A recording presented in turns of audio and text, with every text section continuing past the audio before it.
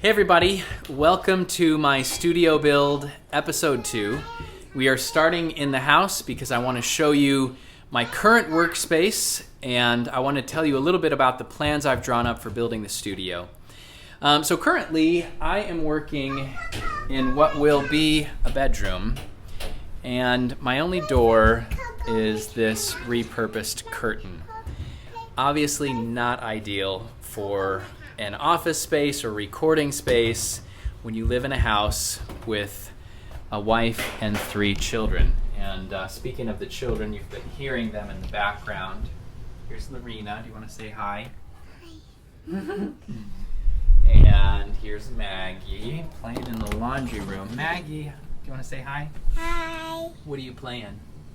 Yeah. Daniel in the Lion's Den. Is that fun? Okay. Elisa is cleaning up supper and holding Pepper. Elisa's a little camera shy. I'm showing the baby. But the baby's not.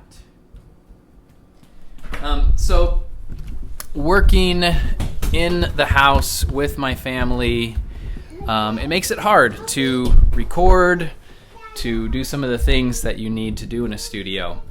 And this is my current space. It is an unfinished bedroom. So, as you can imagine, I am looking forward to getting my studio built and getting my stuff all moved in and set up.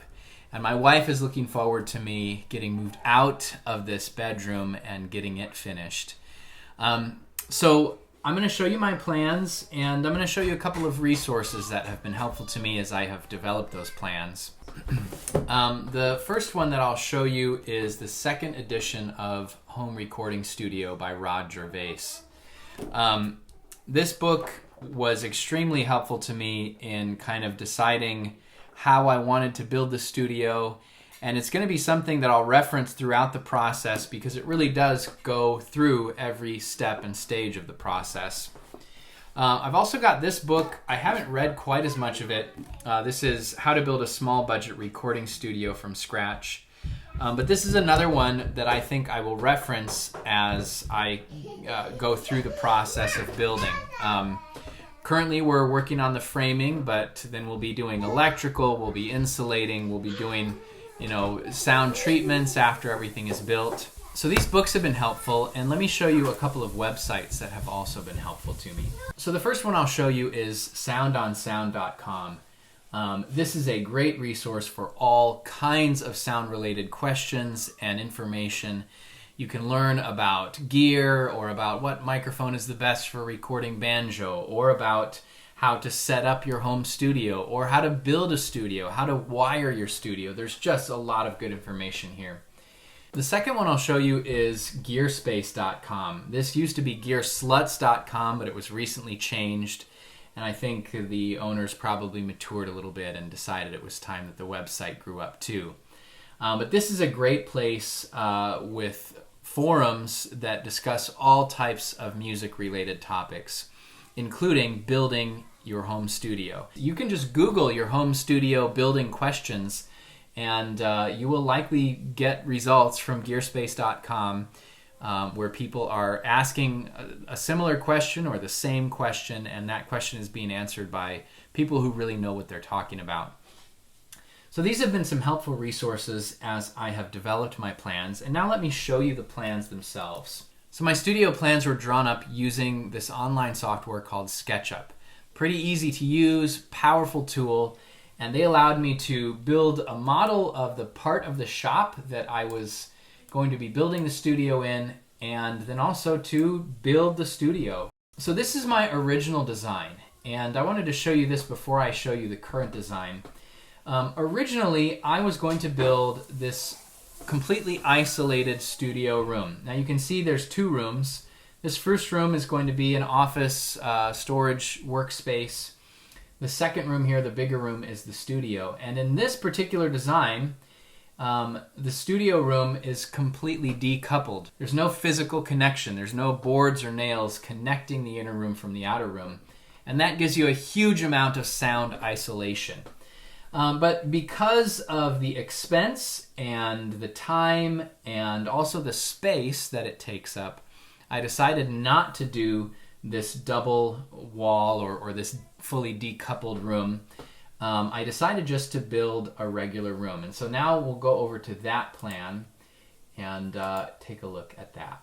So here we are. This is the current plan. Obviously, it's very similar. There have been some minor tweaks. Let me hide these rafter boards. There'll be a door, exterior door, and then there'll be a door from this office area into the rest of the shop, the main shop, and there's the door into the studio area. And this is right in the middle of the studio wall. And the idea is that my desk and mixing station will be right here against the back wall, and having the door in the middle kind of creates a symmetrical sound reflection situation. And, you know, it's a minor thing. Probably I'm not even going to notice it, but since I was able to do it and it made sense for both rooms, that's how I decided to do it. So what's going to give me the sound isolation that I'm looking for here is that all of these walls, the exterior walls and the interior walls, are going to be sheathed with 7/16 plywood and 5/8 drywall. And in the studio room itself, we're actually going to have 7/16 OSB, not plywood, OSB, and 2 layers of 5/8 drywall. And all of this mass is going to dampen any sound coming from the outside, and it's also going to dampen any sound leaving from the studio itself. So that's the basic rundown of the plans. I'll talk to you more about things as I do them in the actual studio build. But for now that you've seen the plans, I'm going to go ahead and switch over to our time lapse and walk you through a little bit of the building as I start to frame up the exterior walls. So the first thing that I did was I installed pressure-treated 2x4s to serve as the bottom plates for all of the exterior walls. It'll be the same for the interior walls. You want to use pressure-treated when you're fastening to concrete because there's a chance that these boards will come into contact with some moisture. And I think that would just be coming up through the concrete. So lots of drilling with a hammer drill and vacuuming out the very fine concrete dust that that drilling creates. And then I fastened with long concrete screws to fasten these firmly and securely to the floor.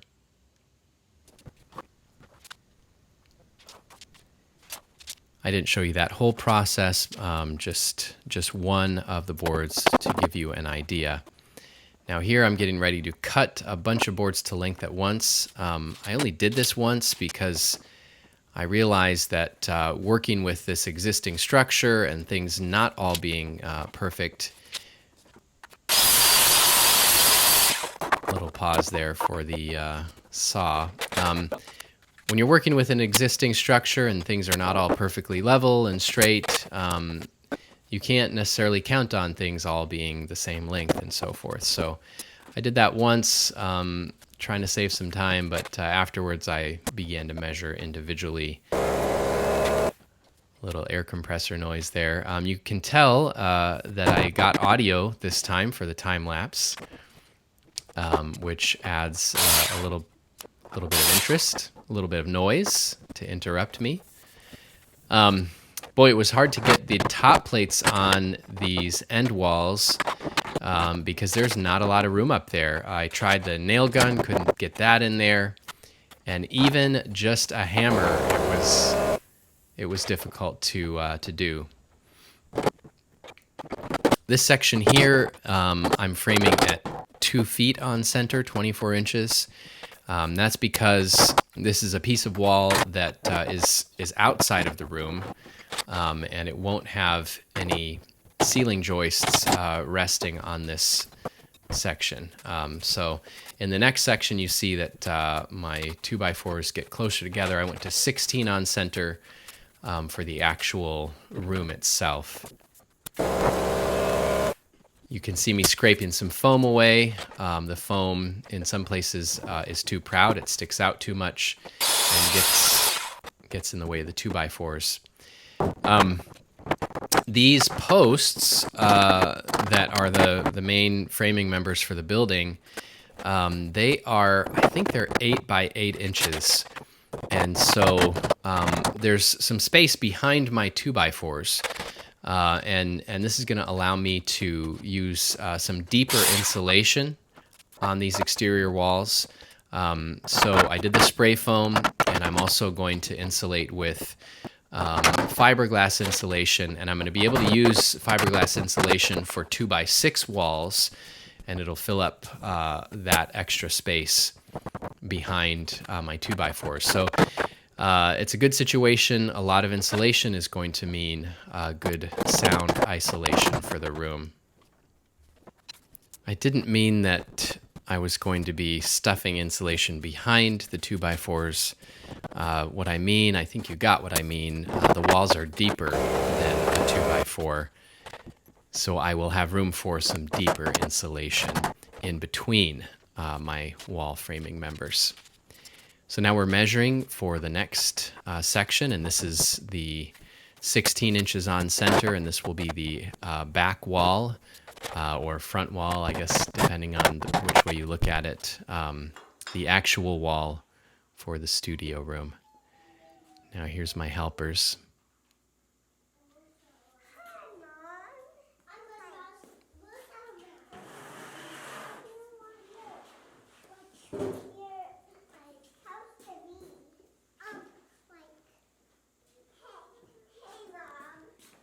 Now in just a minute, you're going to see me rip a 2x4 in half. This 2x4, half of it is going to go on either side of the 2x4 that will, this is where my intersecting wall is going to attach. A lot of compressor noise here. So these half 2x4s on either side here are going to provide some surface to fasten the sheathing, so the OSB and the drywall. So that little spot was where the wall is actually going to be intersecting. And now here we are working on the west wall. This is 24 inches on center because it is not going to be bearing any weight. This is parallel to the ceiling joists. A lot of scraping foam, a lot of measuring. Now here I don't have a skirt board to serve as a guide, so I'm just trying to install these level. The one you're looking at right now, it looks a little lower, and that's because it is. There is going to be an intersecting wall in the middle of this wall, and so I'm going to use a double top plate here rather than a single.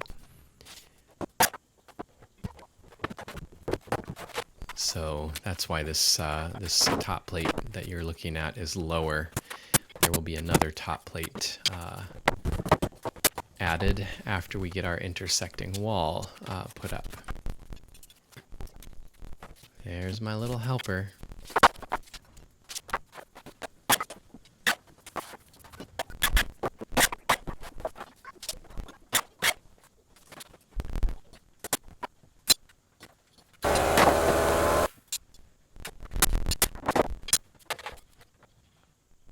So I'm attaching the bottoms first, then leveling and fastening the tops. I mentioned that the posts are not perfectly in line and they're not perfectly plumb. I don't think I mentioned yet that the end walls, the north and south ends, are just an inch and a half lower than the bottom of the rafter in the center of the room. So the wall is going to actually slope upward from my recording desk just about an inch and a half. Oh boy, here I installed these the wrong way. This is where the wall is going to intersect, and so those needed to be flat facing so that I can attach the intersecting wall to them. So here is where we run into some issues with the posts. Both of these posts, the two leftmost posts in the frame, they are both twisted and leaning into the room as they go up. So you're going to see me try to use my skill saw, then I'm going to get my Sawzall. I'm just shaving this down so that it will be level with the face of the wall. I'm going to have to do that with the one farthest to the left as well, but I don't do that. I haven't done it yet.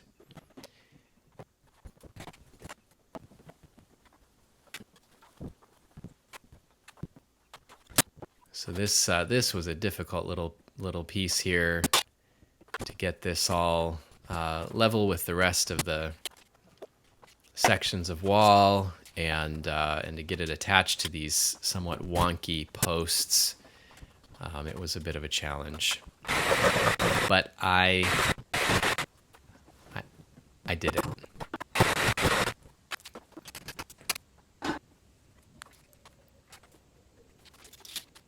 And of course, when we begin installing our sheathing, our OSB first, and then our drywall, I will be able to tell if I need to shave more off of these posts to make them level. So now here I begin scraping off the foam where I'm going to cut out for the window in the office / storage room. And I don't think I'll show you the whole process here. I'm just talking on the phone and taking way longer than I need to. Anyway, thank you for watching, and I'm going to come back with the next video, and I will be installing the window and framing up these last couple of sections of exterior wall here.